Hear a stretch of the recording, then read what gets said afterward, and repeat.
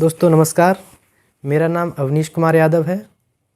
और मेरा PCS 2019 में कर निर्धारण अधिकारी नगर निगम में 4th रैंक पर चयन हुआ है।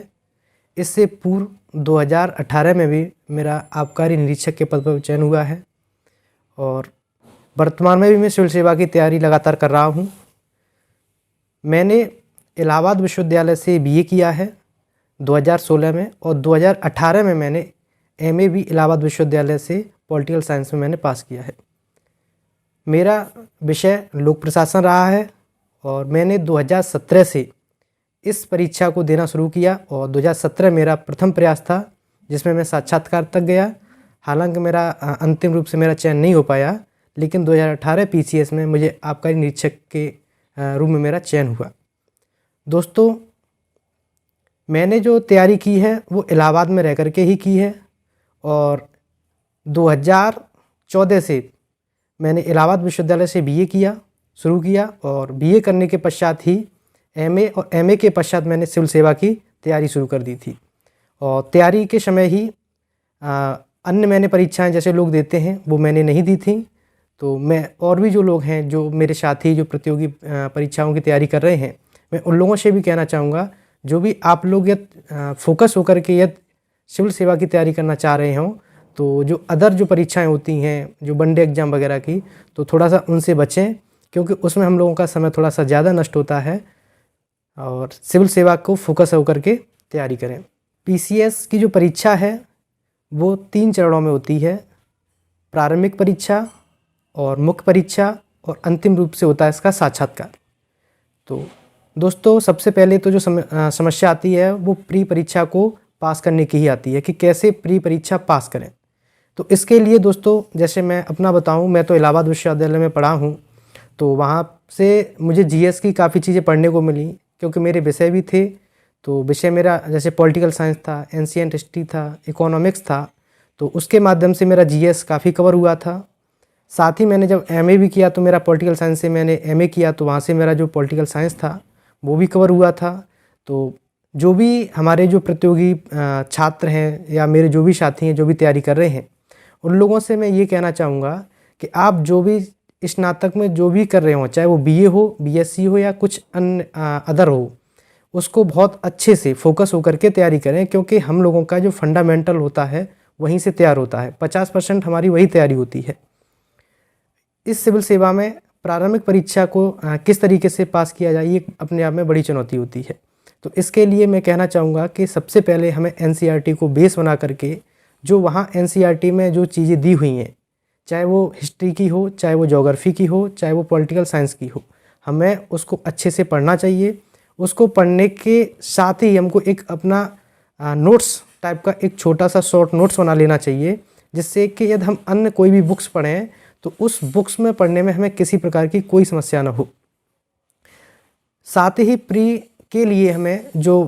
PCS के जो पूर्व पेपर होते हैं उनका भी हमें सतत रूप से अध्ययन करना चाहिए और इसके साथ ही हमें टेक्स्ट बुक जो है उस पर भी बल देना चाहिए, क्योंकि जो टेक्स्ट बुक होती हैं वहीं से हम अपना जो बेस होता है उसको और अच्छे से मजबूत करते हैं और जो वो हम लोगों का जो बेस होता है वही हमें मुख्य परीक्षा में लिखने के लिए सबसे जो बड़ा कंटेंट है वो उपलब्ध कराता है।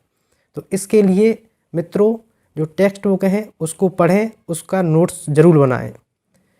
साथ ही साथ प्री के लिए जो ऑब्जेक्टिव क्वेश्चन होते हैं उनका पर्याप्त मात्रा में हमें प्रयास करना चाहिए, उनका अभ्यास करना चाहिए, जिससे कि कोई भी यदि गलती होती है तो उसको हम दोबारा रिपीट न कर पाएँ। ऐसे में इस परीक्षा को पास करने के लिए जो प्री की जो रणनीति है वो बनानी होगी और साथ ही साथ हमें विभिन्न जो कोचिंग संस्थान होते हैं जहाँ पर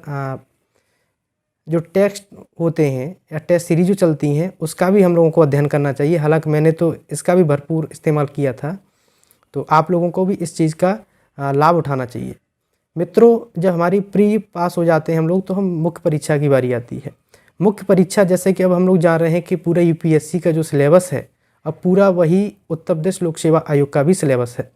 ऐसे में अब तो दोनों परीक्षाओं को पास करना सरल भी है और कठिन भी है। सरल कैसे है? सरल ऐसे है क्योंकि यदि हम UPSC की तैयारी करते हैं तो साथ में ही वही तैयारी पूरी PCS की हो जाती है।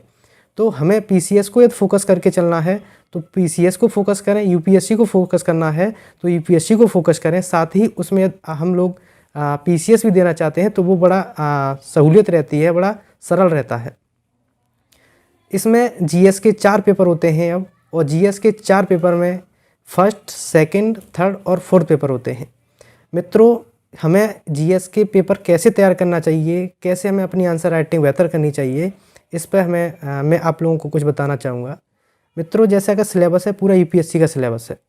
तो इस यूपीएससी के सिलेबस को हमें पीसीएस में किस तरीके से यूज करना है और किस तरीके से उसको अपने कंटेंट को बेहतर बनाना है, उसको कैसे गुणवत्ता युक्त करना है जिससे हमें अधिक से अधिक अंक प्राप्त हो सकें। तो मित्रों, इसके लिए हमें एक काम करना होगा कि हमें अपना जो जीएस का पूरा सिलेबस है, सबसे पहले उसको पूरा अच्छे से हमें पढ़ना होगा। सभी लोग उसको अच्छे से पढ़ें। पढ़ने के साथ ही साथ एक काम करें कि एक A4 साइज के जो पेपर आते हैं उसका एक 40 से 50 पेज का एक छोटा सा नोट्स टाइप का बनाएं, और उसमें जितना सिलेबस है उसको पार्ट बाई पार्ट, जो सिलेबस है उसको एक पेज में लिखें, उसके बाद 2 से 3 पेज खाली छोड़ें, उसके बाद फिर 2 से 3 पेज खाली छोड़ें और वहाँ पर उसका सिलेबस लिखें। इस तरीके से चारों पेपरों का आप जब सिलेबस ऐसे लिख लेंगे तो उसके पश्चात क्या होगा, क्योंकि ये सिलेबस ऐसा है कि इसमें हमें क्वालिटी भी इनरिच करनी रहती है। इसमें क्वालिटी इनरिच करने के लिए जो आपने जो A4 साइज पेपर पर जो लिख रखी है, जो अपना सिलेबस का जो आइटम, उसमें जैसे हम न्यूज़पेपर पढ़ते हैं, मैगजीन पढ़ते हैं और विभिन्न अंतर्राष्ट्रीय और जो राष्ट्रीय जो संगठन है वहाँ के जो डेटा आते हैं, हम उसको उस जो हमने A4 साइज जो पेपर है उस पर हमें लिखना चाहिए। उस पर लिखने से सबसे बड़ा फ़ायदा ये रहता है कि जब हम मेंस देने जाते हैं उस दौरान हम सिलेबस को तो भूल ही रहते हैं, लेकिन हमारा जो A4 साइज पे हमने जो डेटा लिख लिया है ये हमको सबसे महत्वपूर्ण वहाँ पर सहायता उपलब्ध कराता है। इससे हम अपने कंटेंट को बहुत अच्छे से एनरिच कर लेते हैं। और ये मैंने किया था पीसीएस 2019 में। लॉकडाउन का समय था और उस समय मैंने इसी तरीके की रणनीति अपनाई थी, और इसी रणनीति में मैंने सारे जो पेपर थे उसको मैंने इसी तरीके से डिवाइड किया था और इस तरीके से मैंने काम किया था। उससे मुझे फ़ायदा ये रहा था कि जब मेरा मेंस था तो मुझे सिलेबस के साथ ही मैंने इसको एक बार रिवीजन कर लिया था। तो पेपर देते समय मुझे जो मैंने इसको लिखा था, नोट किया था, ये मुझे सबसे अधिक इसने मुझे सहायता दी थी और मुझे पेपर में कहीं भी किसी भी प्रकार की कोई समस्या नहीं हुई।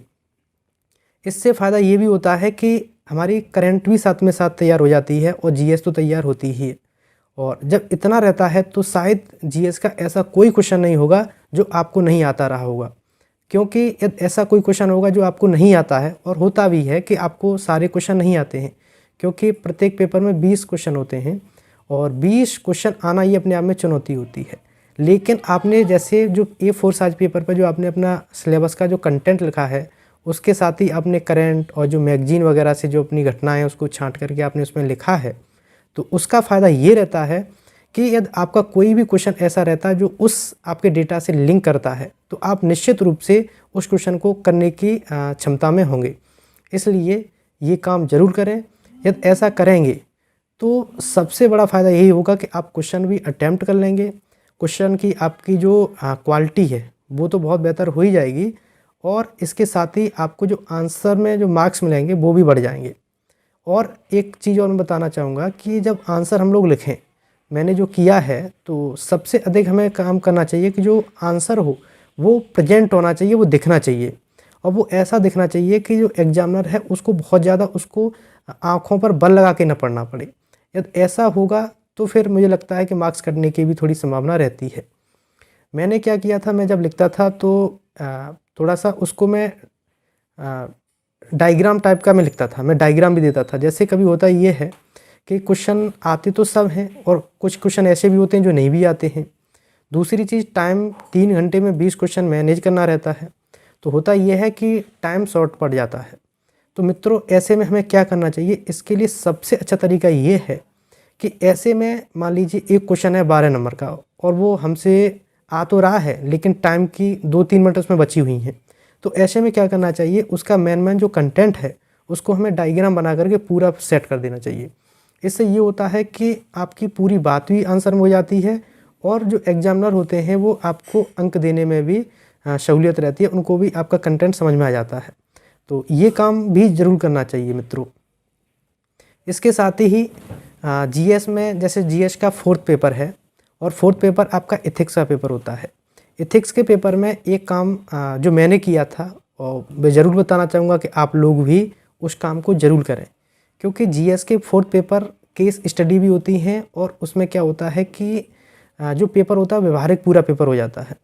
उस व्यवहारिक पेपर को पूरा जितना अब अधिक से अधिक केस स्टडी के रूम में, चाहे वो करेंट हो, चाहे वो न्यूज़ पेपर हो, चाहे आप मैगजीन से पढ़ें, कहीं से भी उसको पढ़ें और आपके पास जो केस स्टडी टाइप का जो भी मैटर बने उसको उसमें ज़रूर डालें।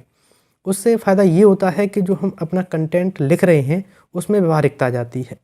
जैसे ही आंसर में व्यवहारिकता आएगी तो जो पढ़ता है उसको भी पढ़ने में अच्छा लगता है कि हाँ, जो भी बच्चा लिख रहा है, जो भी आंसर है वो व्यवहारिक है, और व्यवहारिक है उसमें कंटेंट का है, कंटेंट भी पढ़ा है, डेटा भी पढ़े हुए हैं, तो वो आंसर हमें गुणवत्ता युक्त हो जाता है और बहुत अच्छे से उसके बारे में हम प्रेजेंट भी कर लेते हैं उस आंसर को। इसके साथ ही मित्रों में एक चीज़ और बताना चाहूँगा कि जैसे हम लोग कहते हैं कि आंसरों में बहुत ज़्यादा डायग्राम बनाना चाहिए, तो मित्र मुझे ऐसा नहीं लगता है कि बहुत ज़्यादा डायग्राम बनाने से भी मार्क्स मिल जाते हैं, क्योंकि आजकल क्वेश्चन क्या है कि जैसे क्वेश्चनों का नेचर अलग, हर क्वेश्चन का नेचर अपना अलग रहता है। यदि हम क्वेश्चन का नेचर नहीं समझेंगे और डायग्राम के आधार पर भी लिख देंगे तो मुझे लगता है शायद नंबर नहीं मिलेगा। इसके लिए हमें जैसे क्वेश्चनों में लिखी रहती है कि आलोचनात्मक परीक्षण कीजिए, टिप्पणी लिखी रहती है, आलोचनात्मक समीक्षा कीजिए। अब ऐसे क्वेश्चन आते हैं तो अब हम कोशिश करेंगे कि इनको हम डायग्राम से लिख दें, तो मुझे लगता है थोड़ा सा इन क्वेश्चनों के साथ उचित आप व्यवहार नहीं कर रहे हैं, क्योंकि जहाँ आलोचनात्मक टिप्पणी है, परीक्षण की बात कर रहा है, समीक्षा की बात कर रहा है, तो थोड़ा सा हमें भले ही हम डायग्राम के आधार पर लिखें, लेकिन इसको हमें इसकी परिभाषा भी हमें देनी होगी, इसको हमें पैराग्राफ में भी थोड़ा सा लिखना होगा, विश्लेषण करना होगा। यदि हम ऐसा करेंगे तो इससे ये होगा कि हमने जो डायग्राम के माध्यम से चीज़ों को दिखाई हैं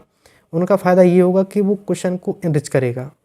उसका जो कंटेंट होगा वो पढ़ने में और समझने में बड़ी सहूलियत और आसानी रहेगी। और आपने जो विश्लेषण किया है वहाँ से जो भी परीक्षक होंगे उनको पढ़ने में, समझने में और उसका सेंस निकालने में बड़ी आसानी रहेगी।